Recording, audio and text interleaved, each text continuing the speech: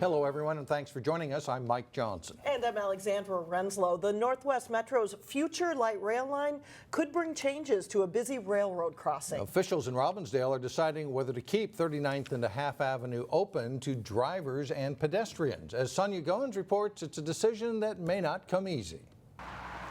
39th and a Half Avenue is a well-traveled road, but all this traffic could come to a halt if officials decide to close it. Railroad crossings are either open to traffic and pedestrians or not open at all. If the blue line comes through here, it would make the railroad crossing a lot busier. In the future, if the blue line is extended, there would be many crossings every hour. If officials do decide to keep the intersection open, they'd have to make modifications, like this one in New Hope. They'd have to put up barriers so cars couldn't go around the gates. I'd rather them leave the intersection there.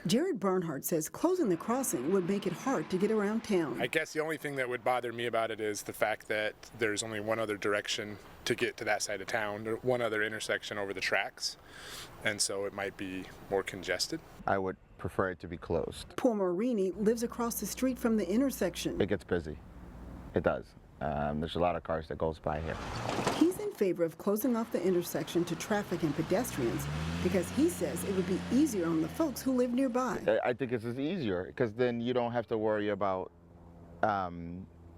traffic stopping here every time the train goes by.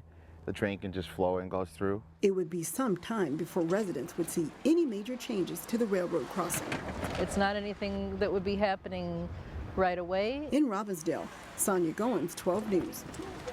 And residents can offer input at a public forum tonight. That's Wednesday night at 6 o'clock at Robbinsdale City Hall. Officials hope to make a decision by December.